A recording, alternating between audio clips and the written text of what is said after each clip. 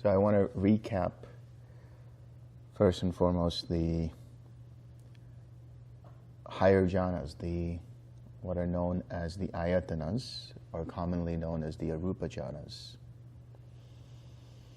The first ayatana, or the first arupa jhana, is infinite space.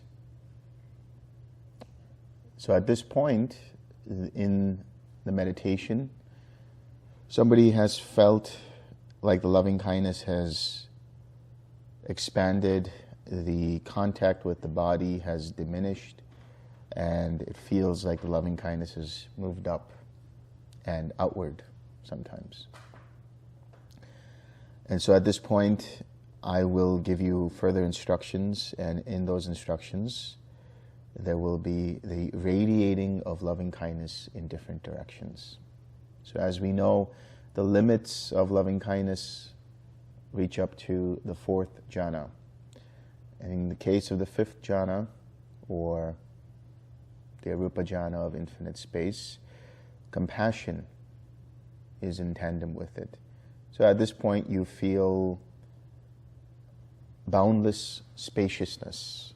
You feel like the feeling of loving kindness or compassion has gone beyond just the heart and the mind and the body, and it's expanding outward in all directions, encompassing the room, encompassing the building, and beyond that the street and all the houses, and then even beyond that, until it encompasses the entire world, and all beings indiscriminately are sent this loving kindness or compassion. And then at a certain point, the mind or the awareness of the meditator starts to expand in tandem with infinite space. And so what we have is boundless consciousness or infinite consciousness. And the awareness expands outward. And eventually what you see is the arising and passing away of individual consciousnesses. For some people, they will see it behind their eyes as flickers. Some people may hear flickers. Some people may experience phantom smells, tastes, maybe some electricity coursing through the body, or they'll start to see the gaps between thoughts. And what they're seeing is the arising and passing away of internal contact. And as you start to notice this, you get direct experience of impermanence, because you're seeing the arising and passing away of things. And at some point, it feels tiresome. And so you're getting a direct experience of dukkha, of this process. And then you realize that there is no controller here. I am not making this thing happen. It is happening due to causes and conditions. And so this is the experience of anatta. And so what you are experiencing is essentially what are known as the different perceptions. Sometimes 6, sometimes 7, depending on which sutta you're reading. But what it says is the perception of impermanence leads to the perception of suffering. The perception of suffering leads to the perception of emptiness or not self, anatta. And that perception leads to the perception of equanimity. And this is why, as you progress and you start to see the gaps between the arising and passing away of individual sense-based consciousnesses, you get into the field of no-thingness. This is the third arupa jhana, the third ayatana. In nothingness, some people may experience a blank, maybe a field of black or white or whatever it is. It's just nothing going on there. The mind is not engaged outward, not engaged inward. It's just present, aware of nothing in particular. And so with infinite space, we may have been radiating compassion. With infinite consciousness, we radiate empathetic joy. And in the case of nothingness, we radiate equanimity. And hence the perception of impermanence leading to the perception of suffering, leading to the perception of not self, leads to the perception of equanimity. And now here you are radiating this equanimity gently, softly, as if it were you were dropping pebble by pebble into a still lake, and you see those waves of equanimity radiate outward. And you do this for a while until the mind feels like it doesn't want to do anything. It just wants to rest in itself. And this is where we get into the territory of quiet mind. And at this point, you will get into a space where you feel like you are asleep but awake at the same time. It's a very hypnagogic state. There will be squiggles, patterns, colors, lights, as if you are remembering a life that you never lived, and different kinds of things coming and going. These are the mental formations that are arising and coming to the mental screen, as it were. These formations are proto-thoughts, the bubbling up of formations before they lead into fully perceived experiences. And hence we are entering the territory of neither perception nor non-perception. This is the 8th jhana, or the 4th arupa jhana, the 4th ayatana. And we may be in this space of neither perception or non-perception for quite a while. And as long as we continue to stay with the mind as its own object, as if it were in a hurricane, and it was in the eye of the storm.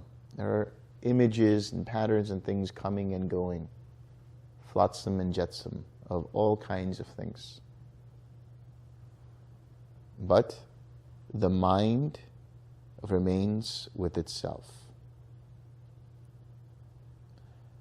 Eventually, this perception of equanimity enters into the perception of disenchantment, where the mind is no longer interested in what is happening. It is disengaged, free from the enchantment of formations coming and going. And for a while, the mind is very quiet. Absolutely no vibration. Very still, clear, lucid, bright, luminous. And then this perception of disenchantment leads to the perception of dispassion.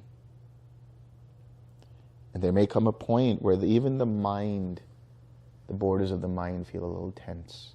So you relax that and go into what is the signless collectedness of mind. And after a while,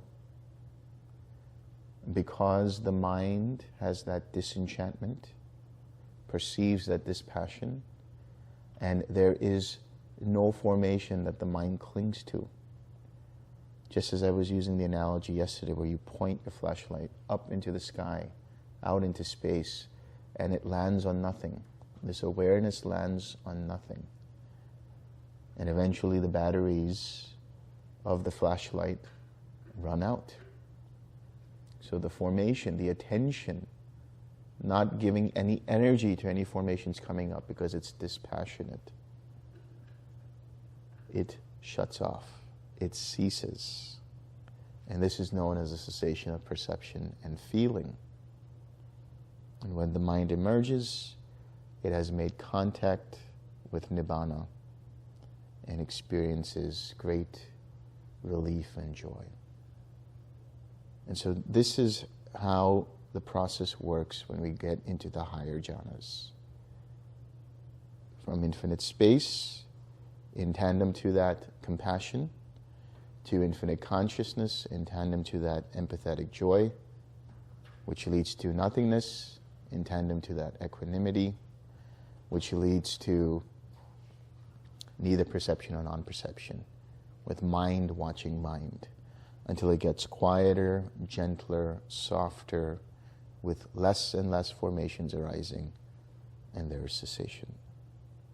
And so under this process, we're going through, as I said, the perception of impermanence, to the perception of suffering, to the perception of anatta, to the perception of equanimity, to the perception of disenchantment, to dispassion, to cessation.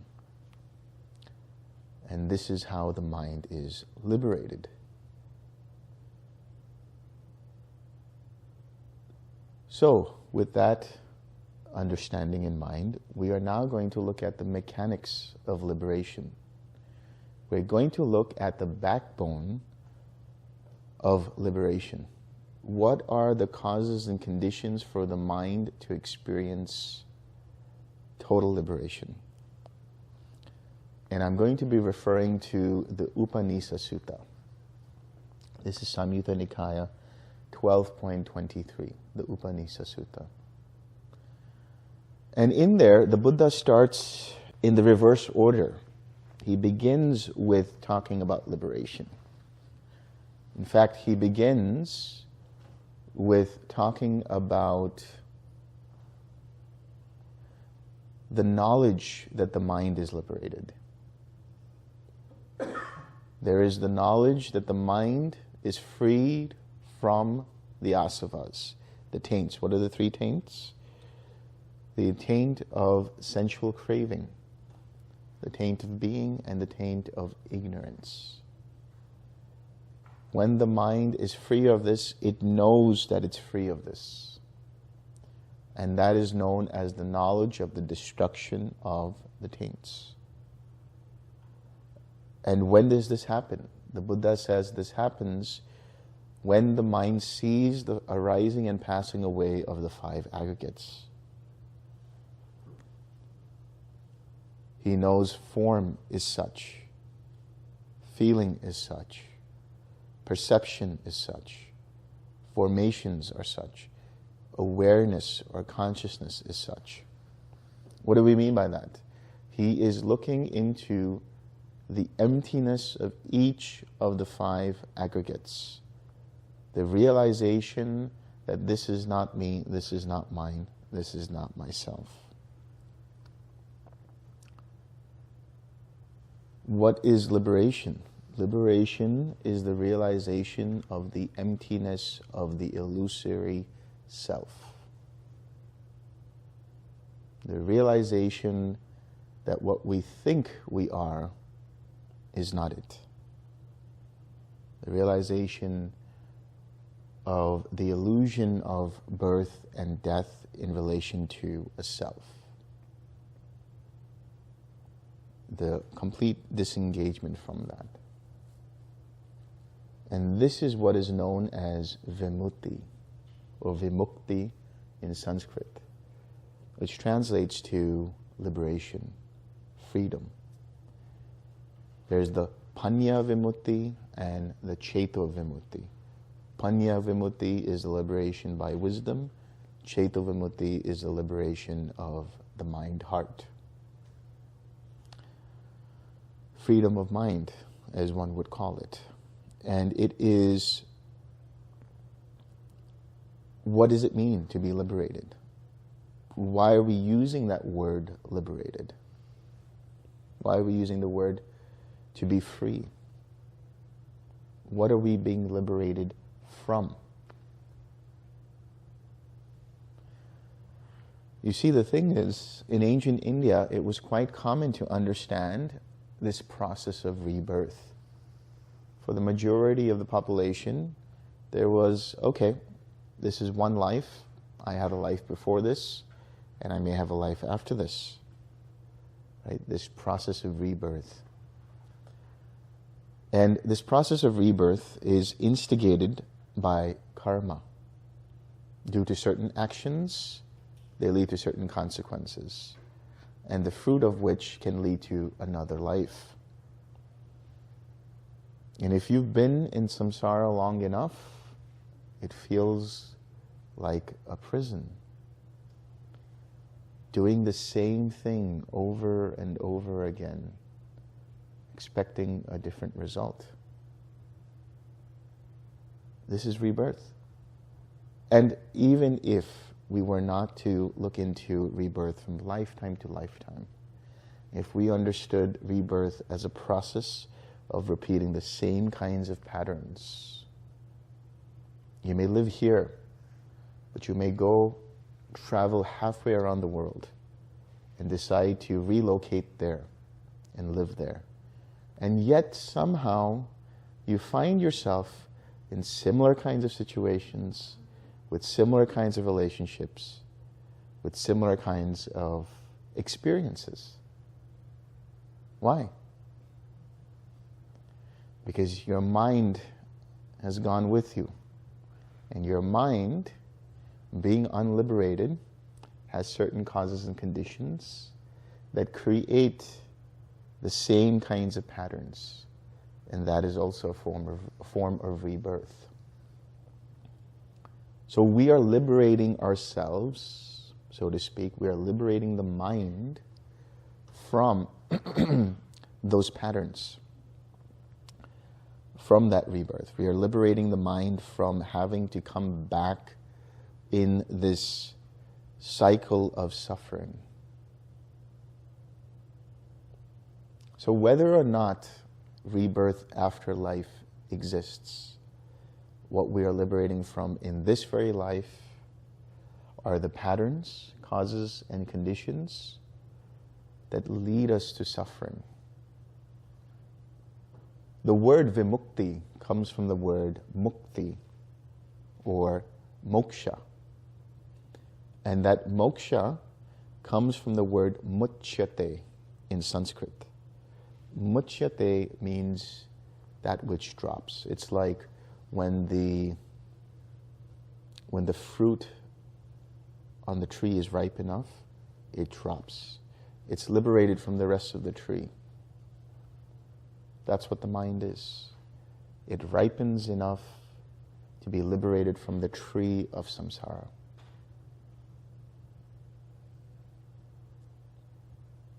And it is because of this experiential, deep, essential realization of the emptiness of self. What do we mean by emptiness of self? The realization that everything in this conditioned reality, being conditioned, is impermanent, is unstable, is unreliable, keeps changing all the time, subject to change. And therefore, even the greatest, highest orgasmic happiness, no matter how blissful it is, because it is unstable, it will change. And therefore it will lead to dissatisfaction. And therefore it is suffering. And there is no one here who is in control of that. It is due to these causes and conditions. And the mind realizes the emptiness of self, the anatta. Anatta here means anatman, that which is not self. And so the Buddha's second sermon was to the group of the first 5 disciples, where he talked about the 5 aggregates. And he led them in a guided meditation into looking at each of the 5 aggregates. And at the end of that sermon, they became arahats. So the realization of anatta leads to the realization of arahatship, full enlightenment.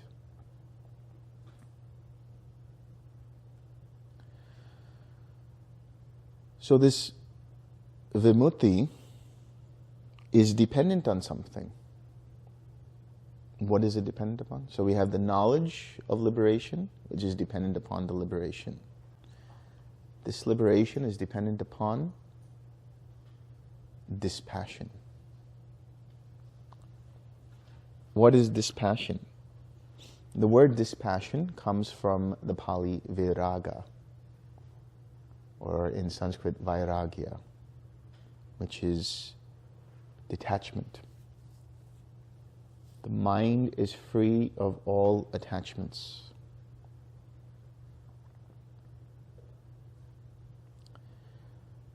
Another word for viraga is lack of color, lack of passion. Nothing seems as interesting as it might have before. And so the mind is not absorbed in this color and that color and, oh, look at this and look at that. There are 2 cities in my travels, actually 3, in my travels when I think about the representation of samsara, especially craving. 3 cities: New York, Tokyo, and Mumbai. Especially in Times Square in New York,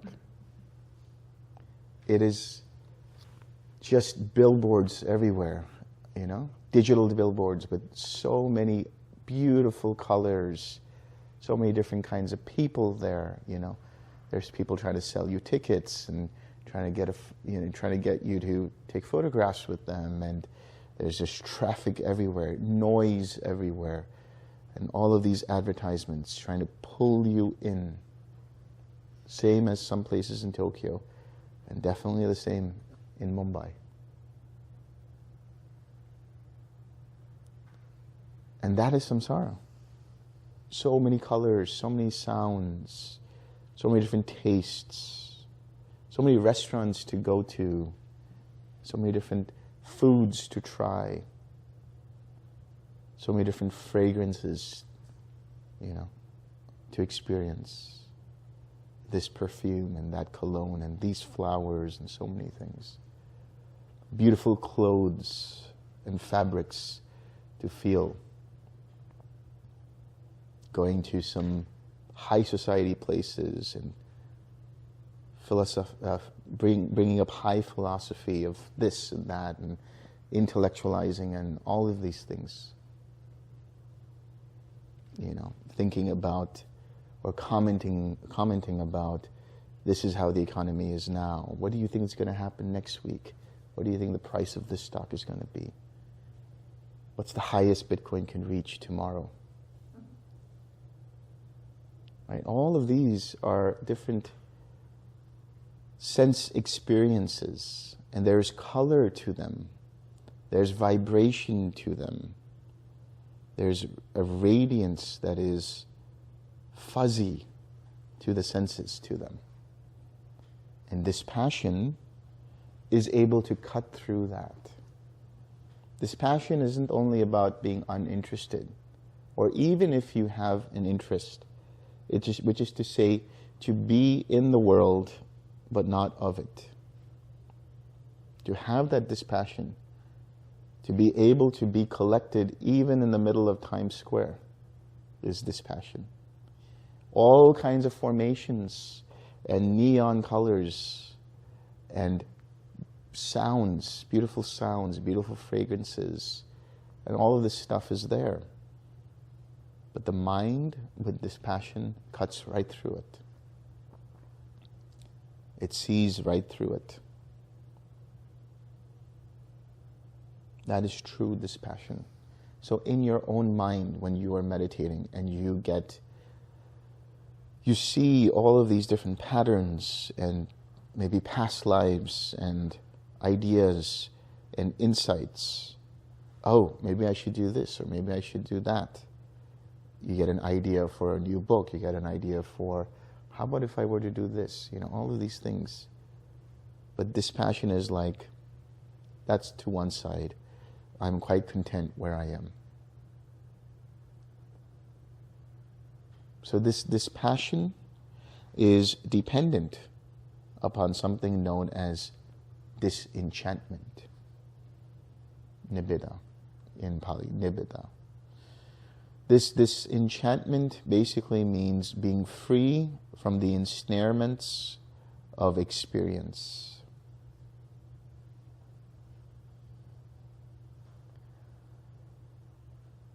And I gave you an example yesterday. I'll give you another example. Chocolate cake. The infamous chocolate cake. Now, I love chocolate cake. And if I were to hear that Rose was making chocolate cake tomorrow, my mind would be thinking about chocolate cake, dreaming of chocolate cake, waiting for chocolate cake. And Rose, being the kind person that she is, decides to make an entire chocolate cake set aside just for me.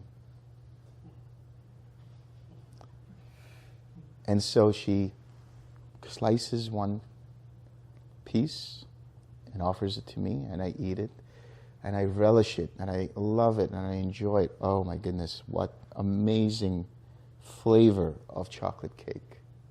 Beautiful, wonderful. And she says, here's another plate. And me and my craving, of course, why not? I'll have another plate. So I eat another plate. And I'm already eyeing the third plate that she's preparing me, the third slice. And somewhere in my mind I'm thinking, maybe I should stop. But craving takes over and says, why? So I eat the third plate. And this time she offers a fourth slice. And now the same chocolate cake that I was dreaming of the night before, that I was looking forward to, making extra room for, skipping breakfast, skipping lunch. That same chocolate cake is now the source of my pain. And I realize I've had enough. I can't do this anymore. The same relishing of the luscious, chocolate ganache, the soft sponge cake, is now become a burden to me. Has now become a source of sickness and nausea to me. And I learn my lesson and I say, I'm not going to do that again. So disenchantment is the realization that every time I engage with the sensual pleasures, it will ultimately lead me to disappointment. So when will I learn? At some point my mind says, enough. Same with meditation. My mind is enamored by seeing this past life, or seeing this squiggly line, or seeing this formation, or wondering and going into this particular territory. Or on the other side of that, my mind is sort of restless with, what should I do now? Should I do this? Should I do that? So all kinds of activities going on. And so I hear about going back a step before, radiating equanimity for a while, then my mind quiets down. But then it comes up again, all these activities in my mind. So what do? Again, I go back, radiate equanimity, my mind quiets down. I have, for myself, created my own mini samsara. Equanimity, quiet mind, activity, equanimity, quiet mind, activity. Eventually I say enough. I'm neither going to do equanimity, nor I'm going to pay attention to all this restless activity. I've had enough of the cycle. So what do? I just give up all effort and rest. This is disenchantment. I see through the danger of the activities. I see through the danger of sensual pleasures in the world. Not the pleasures themselves, but the minds relating to it. And I escape from that by realizing the impermanence, the dukkha and the anatta. So my mind experiences disenchantment, and after a while, in that deep disenchantment, my mind has dispassion. It is a non-stick mind. Nothing sticks to it. No matter where I go, what I do, in the most hedonistic areas of the mind or of the world, it remains untouched. And after a while, because of non-attention to any of these formations, my mind drops and is liberated, vimutti. And I have the realization of that liberation.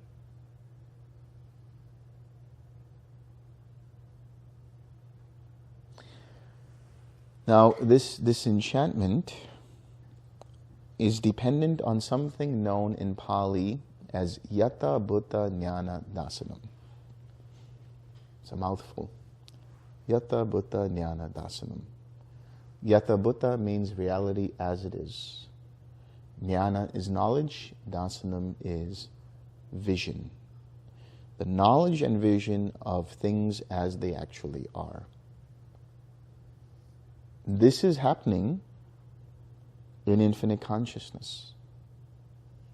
When you have the direct realization that the arising and passing away of consciousness is impermanent, and you see the tiresomeness of it, the dukkha, the suffering, and you see the anatta of it, this leads you to equanimity. So the realization of this is the Yata Bhuta Jnana Dasanam, and there is this deep equanimity that is present, which sees things as they are without going down one road or the other, without being affected one way or the other.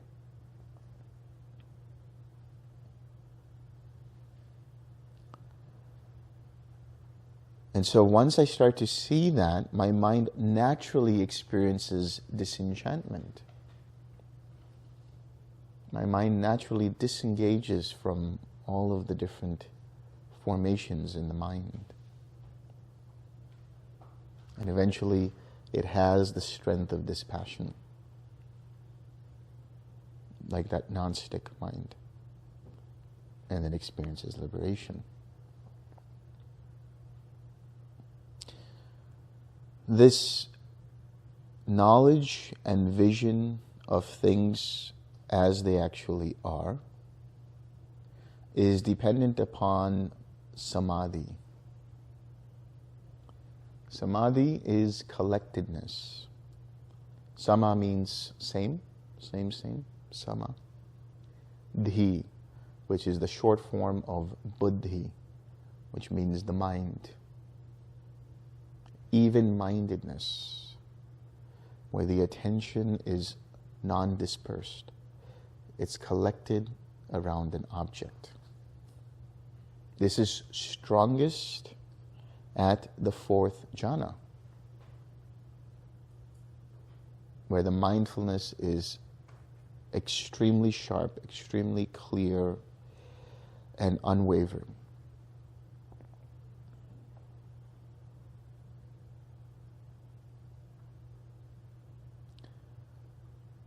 And so as we are practicing through the jhanas, our mind gets deeper and more collected until it has developed samadhi to a high level.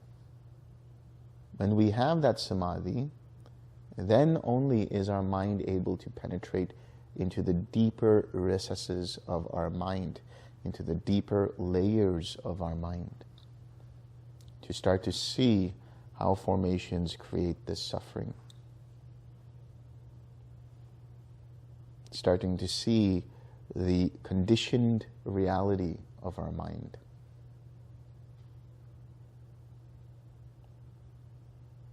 So this samadhi, or collectedness, is dependent on passaddhi.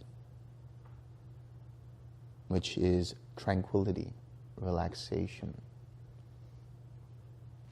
So when we tell you or we teach you the process of the 6 R's, it is engineered for you to be able to experience that tranquility immediately.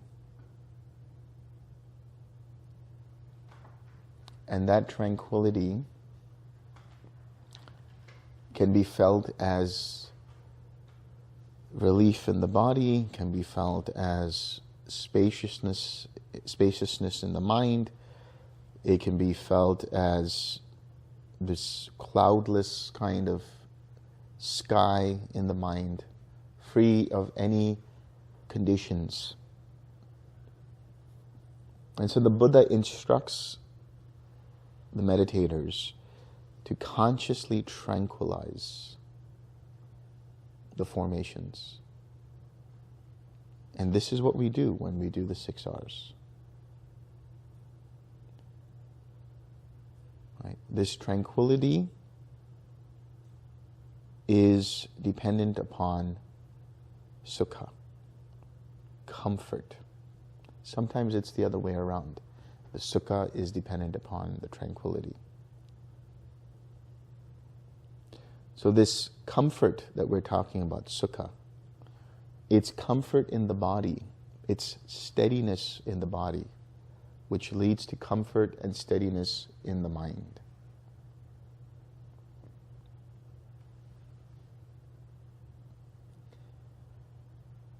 And this is dependent upon what is known as piti, P-I-T-I, piti, which is usually translated as joy. And this joy is experienced especially in the first and second jhana. So what are we experiencing here? We are experiencing the piti and sukha in the first, second, and third jhana. So in this backbone, the roadmap to enlightenment, in the blueprint for awakening, we are seeing the backbone of how this emerges. So as I said earlier about the first 4 jhanas, that they're not just to feel good. They are the ingredients necessary for the mind to experience freedom. The basis is this joy, this piti, which leads to sukha or tranquility, either way. Tranquility, which is in the 3rd jhana, and then the sukha, which is in the 1st and 2nd jhana, and even in the 3rd jhana. And there's deep collectedness by the time you're in the 4th jhana. And then there's deep equanimity, the yata bhuta jnana dasanam. And as you're progressing through the higher jhanas, your mind deepens and develops this stability, able to penetrate into the nature of existence, seeing things as they actually are. And eventually you have enough and you disengage and you have disenchantment. And your mind remains unaffected because now you develop dispassion. Total lack of any anticipation or expectation. And the mind liberates, is liberated. And there is the knowledge of liberation. Right? So there is this step-by-step process that you are seamlessly going through. Here the Buddha is reverse engineering awakening for us by showing us the causes and conditions that enable the mind to experience it. And this backbone is happening in the Eightfold Path, is happening with the enlightenment factors, is happening with the jhanas, or within the schema of the jhanas.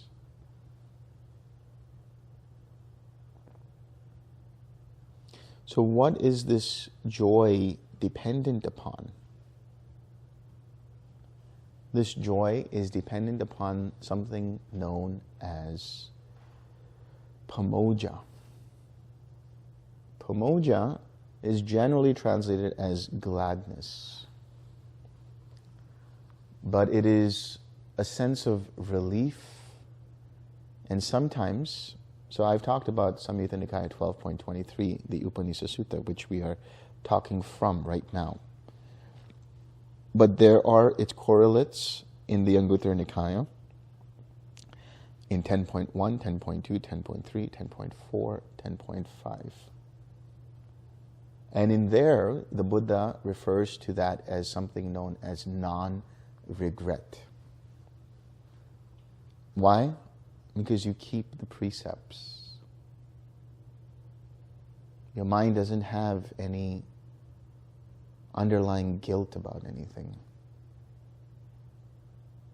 Or your mind doesn't go there, and your mind has relief, gladness in the Dhamma, gladness in the realization that one upholds the precepts. And because you are quite secluded from sensual pleasures, secluded from unwholesome states that arise due to at some point breaking a precept, your mind feels relief. That relief leads to joy. That joy leads to tranquility. That tranquility leads to Sukha. That Sukha leads to collectedness. That collectedness leads to equanimity. That equanimity leads to disenchantment. That disenchantment leads to dispassion. That dispassion leads to liberation. And that liberation leads to the knowledge that the mind is liberated. And finally, what is this relief, this pamoja, this gladness, this celebration in the Dhamma dependent upon? It is called saddha in Pali or shraddha in Sanskrit. And generally, it's translated as faith. But I don't like that translation. It is actually taking refuge in the Buddha, Dhamma, and Sangha. First, in the realization and understanding that what we are doing here, at the very core of it, is surrender. We are surrendering to every moment. This is known as sharanagati in Sanskrit. So every morning when you take the refuges, it is not some kind of religious ritual. It is something else. You are saying in the Pali, Buddham Sharanam Gacchami, Dhammam Sharanam Gacchami, Sangham Sharanam Gacchami. I take refuge in the Buddha, I take refuge in the Dhamma, I take refuge in the Sangha. What do we mean by taking refuge? I take shelter in the notion of what the Buddha has accomplished. Or I should say, the potential, the possibility of what is available even to me. Full awakening. I take refuge, I take shelter, I surrender my ego to the Dhamma. The Dhamma here is what? The interconnectedness of it all through the understanding of dependent origination. Or very simply put, I let go of the sense of self in every given moment. I take refuge and shelter in the community, in the Sangha, of monks and nuns. So he has the fourfold Sangha, right? That is, those who are monks, those who are nuns, those who are lay women, lay men. Or another way, those who are noble ones and those who are the faithful and leading towards attaining nobility. When we say noble ones or nobility, we mean being awakened. So what are we taking refuge there? Very simply put, for practical purposes, we're taking refuge in a community. Here you are with like-minded meditators and individuals meditating together. And when you decide that you want to be part of a sangha, like in the case of the TWIM practice, there is the sangha that meets every Sunday. And we have the sutta study. That's one way of taking refuge. Right? This is what is known as, truly known as kalyana mitta, beautiful friendship.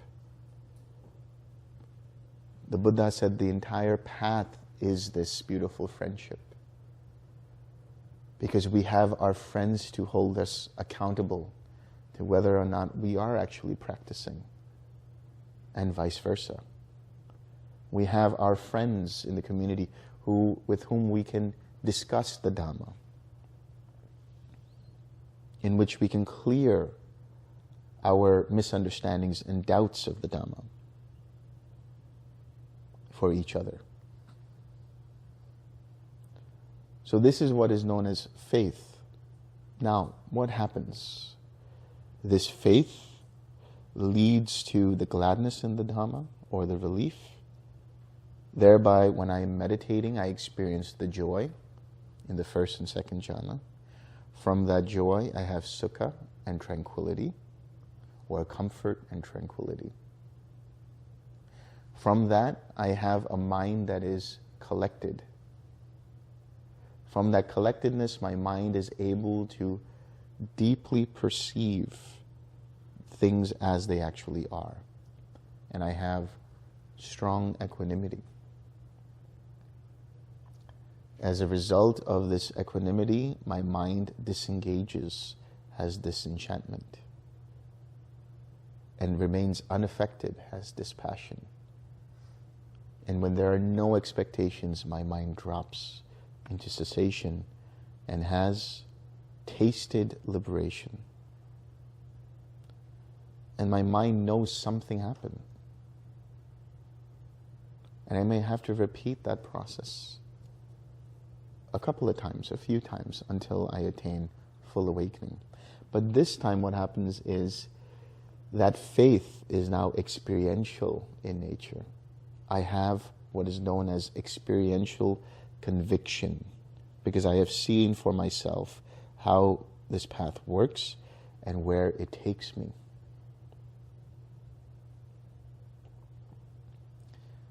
So then the relief that I have, the joy in the Dhamma that I have is established. It is much easier for me to go into the first jhana, the second jhana, the third jhana, the fourth jhana, thereby experiencing the piti, the tranquility, the sukha, the collectedness, the equanimity. But where I can get caught up, because I've seen this already happening, I've already tasted liberation, is the anticipation, getting over that hill. I've heard of it, I have seen it for myself, and I recognize I'm getting there. And now I'm waiting. I'm waiting. And this is where, for the advanced practitioners, the disenchantment and dispassion is so important. The yata bhuta jnana dasam, seeing things as they are, leading to the disenchantment.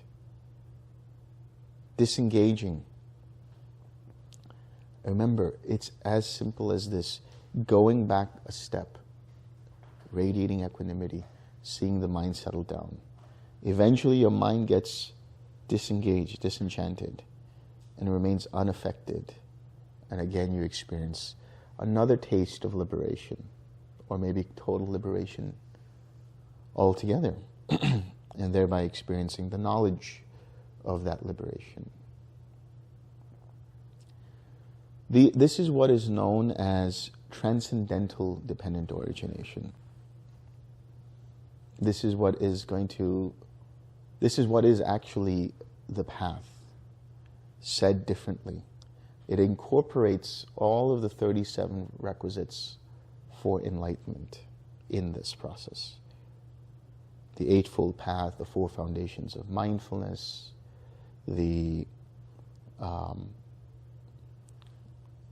7 enlightenment factors, the psychic development factors, all of these things that we talk about in the 37 requisites. All of that is incorporated within this path. And it's all seamless. That's the beauty of this practice. It's all seamless. Right now, I'm just inundating you with a lot of information that you don't need to recognize in your meditation. But the aim here is to help inspire confidence in the mind that it is on the right path when you recognize these different stages.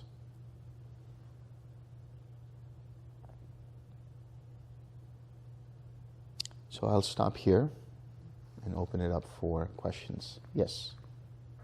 Regarding your example of a chocolate cake, Yeah. That's sense pleasure. Yeah. We're going to have sense pleasures. You know, a nice movie, the arts, culinary masterpieces, and so on. But as I understand it, that's not really the problem. The problem is the craving.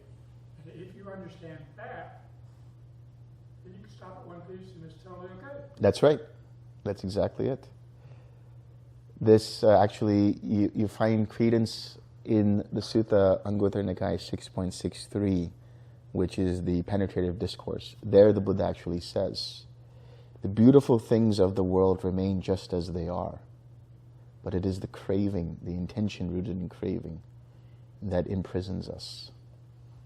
So disenchantment and disillusionment and all that Is get caught up in, okay, I'm going to be a robot now, and not. That's right. You know, And not experience sensual pleasures. Not experienced, not enjoyed. Yeah. That's not the point. The point is to disengage from the craving and still be able to see what things are. Understood. Yeah. Yeah. Did you raise your hand? Yes. Yeah.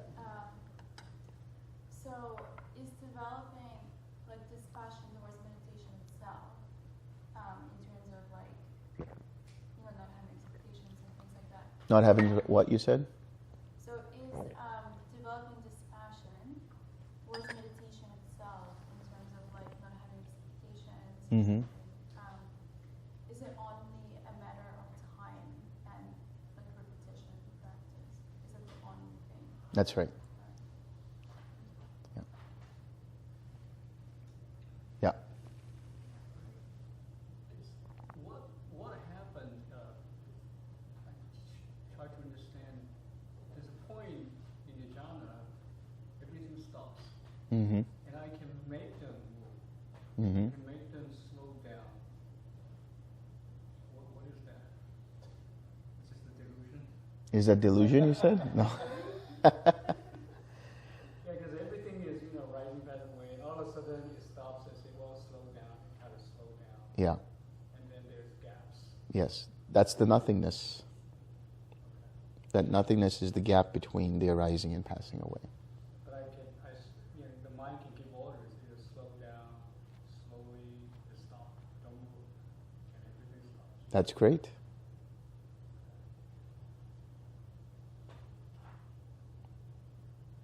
Yeah. The one in the red. Is liberation possible only through meditation? Like if somebody never heard meditation, doesn't believe in meditation, is liberation possible only through meditation? You need a mind that is collected. You need a mind that has... So here's the way to look at it. There are 4 ways leading to Nibbana. One is samatha, which is a mind that is clear, collected, that leads to vipassana, which is the insight, the liberating insight. The second is the mind having vipassana, which is followed by samatha. And the third is samatha and vipassana yoked together, where this is what you're doing with TWIM. So you need the collectedness. Now there is a fourth way, which is translated as agitation regarding the Dhamma. And this is something that Ananda experienced, where after the death of the Buddha, after his parinibbana, Mahakassapa, one of the arahants, had gathered the Sangha together and said, now we need to decide what we're going to do, how are we going to proliferate the teachings and so on. And we need Ananda, because Ananda has been with the Buddha all these years and he has great memory, like perfect photographic memory, and be able to listen to what the Buddha has said and be able to repeat that. But we need his mind to be free of any craving.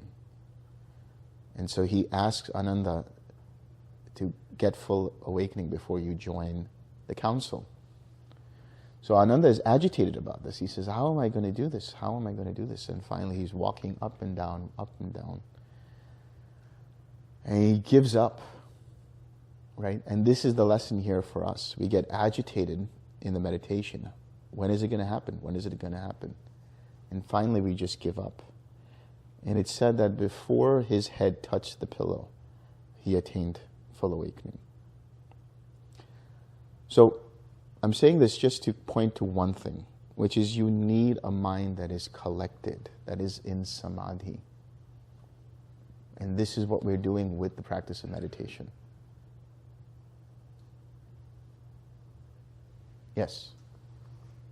Are you able to speak of the practitioners of other spiritual traditions at all, in terms of, is the process of awakening and liberation a universal human process, or are they actually going in a different direction and having different experiences? I don't want to comment on that. It's unnecessary to even contemplate that, because it gives all kinds of proliferation in the mind about this versus this compared to this. And true liberation is the transcendence of all of that. There is that camp that says there is self, and there's that camp that says there is no self. And one camp says we realize the self with the big S, the other camp says we realize the emptiness of self. And true liberation is a transcendence of all of that.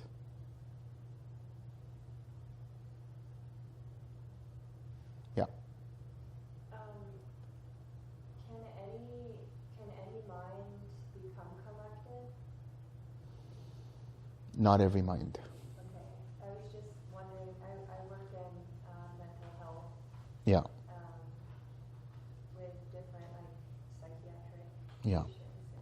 I was just curious. This is it's a very good question, because you need to have a mind that is, and this is why we're talking about the faith and then the relief in the Dhamma. Really what that's pointing out to is a mind that is capable of reflection, capable of self-control and self-regulation. That's what we're doing when we're keeping the precepts. And so you need a mind that is able to understand what it's doing with regard to that, and why it's doing that, and how it's doing it. So not all minds can experience this. Yeah. If developing dispassion is only a matter of, not only, but it's a matter of going through the cycle Mm-hmm. we just talked about, then why do people renounce? Why do people renounce? Yeah, why is there renunciation? Why do nuns and monks live in renunciation? Because their minds are... Because they're smart. They know the trappings, and so they want the quickest way to enlightenment. And so they renounce all distractions or any potentialities for distraction to arise. we're the stupid ones here. We get caught up in, oh, well, I'll meditate for 10 days and I'll go back to my world. Get caught up in writing an email, I get caught up in this and that. I'm not saying that, the monks all do that, but generally that is the reason why monasticism was introduced, at least in the practice of Buddhism. It was to go forth into a life where we become free of all of those different distractions, and our only centered focus is awakening. And it's a way of clearing the path for that. But once they become awakened, can't they just enjoy life and be really dispassionate? Oh, they do. Of course they enjoy life. Yeah. You know what I mean, right? It's Even when they're monks, they enjoy life. In fact, I would say they enjoy life more than we do. What about chocolate cake? Oh, they get first dibs on chocolate cake.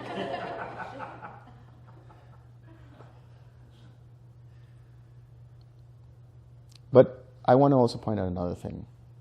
I'll be talking about this at some point later in the retreat, but there's something called right intention. And in right intention, there's something called nekkhamma in Pali, which means an inner renunciation as well. So we want a mind that is free of distractions, and that is available to us, and we are capable of that when we have true contentment. So nekkhamma is the renunciation of the sense of identifying with things and relationships and people. And we develop a strong sense of contentment and calmness, so that whatever is coming our way, we remain content. If it comes, it comes. Great, we enjoy it. If it goes, it goes. We don't lament about it. But monasticism helps a person to actually have renunciation in all aspects. And then once they have full awakening, what they realize is there's no point going back to what actually they call the lower life, the unevolved life. They find the beauty of the ultimate supramundane Nibbana, and they remain in that. And it's the ultimate contentment. So they don't feel like they need to go back. Yeah. So I understand that some minds can be liberated by listening to the Dhamma. Mm-hmm. Is the assumption there that they were collected, that the minds were collected? They have to pay supreme attention to whatever it is that is being said, and they can experience it.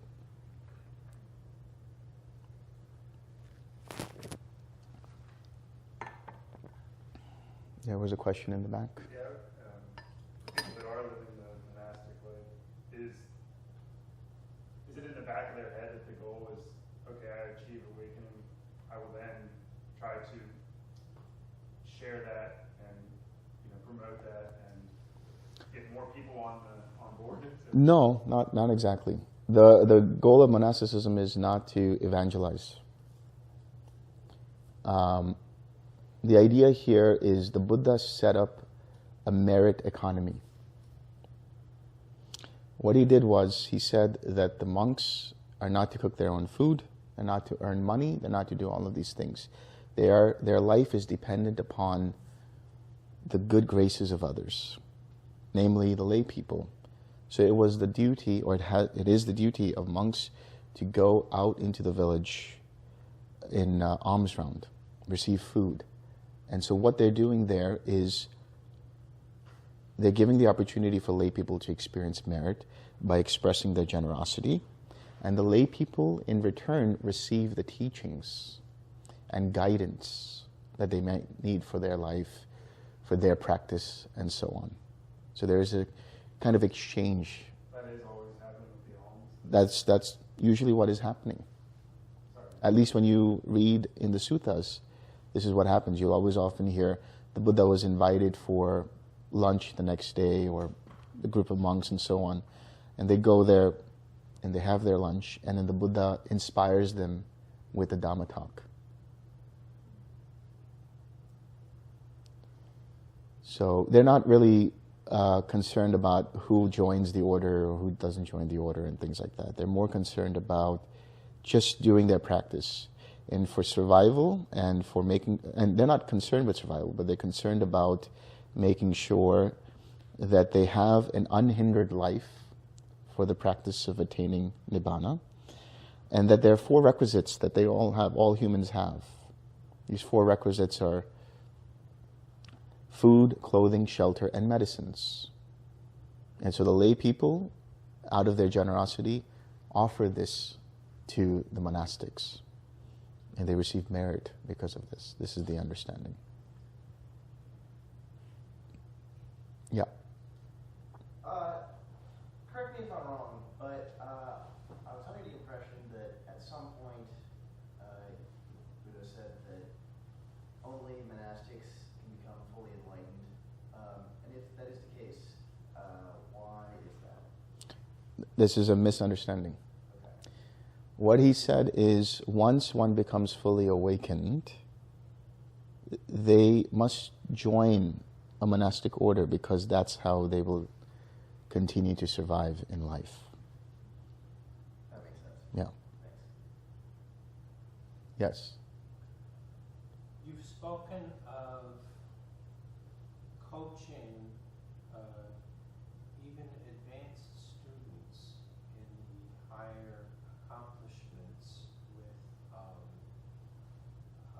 something that must be done as a form of practice. Is it that that's the nature of reality, that we need to practice something in order to approach what is essentially the unconditioned? In other words, that we get to a point and we need to have that practice before we can launch, so to speak? The nature of the mind is such that it requires something to do before you can quiet it enough so that the real work begins, which is looking into the nature of existence. So when we go through this process that I basically summarized through the process of joy and so on, it is to basically, in some sense, occupy the mind, the thinking part of the mind that feels like it needs to analyze everything, and the mind that runs helter-skelter. The whole point of collectedness is to occupy that mind there, so that we actually get to the higher mind, so to speak. And this higher mind is for the purposes of disenchantment, dispassion, and liberation. That's basically the key. You were going to say something? Yeah? Yeah, I was about monasticism. I was just thinking that, all of you here are, in a sense, doing that with the 4 requisites, and I see that kind of, it's like you're doing an ordination, Mm-hmm. just not shaving your head yet. Yeah. But, you're asking for food, you're taking what's given, you're taking the cabin that's given to you. If you need medicine, come and humbly ask for medicine, or a pillow, or whatever. So it feels that Yeah. way to me. That's very true. It's a very holy thing. Good point. Yeah. No. Yeah. Practical question. Yeah. You mentioned like wherever you move to, there's repetitive patterns. Yeah. Right? To probably learn from and to let go. My question is, what about, say, quote unquote positive patterns? Because I just realized after I come to Dhamma Sukha, in the past 2 places I lived, including where I'm living now, I just have friends, they don't drink, which is very rare. I also have pattern that friends who love watching anime. So my question Why? I love watching anime. Anime is great. So my question is, should I start drinking and stop watching anime?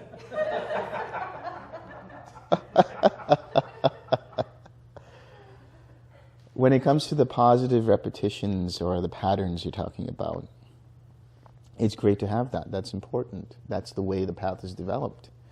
But the key is two things. Don't identify with it, and don't make it a big deal. And that's what you have to learn. That's what we all have to learn. Yeah. When it comes to the repetitive cycling through jhanas, and I'm probably going to answer my own question, but each time you experience them, because you've experienced them before, it probably evolves and changes each time you're experiencing the jhanas, or What changes, you said? the way that you're experiencing particular jhanas. Possibly.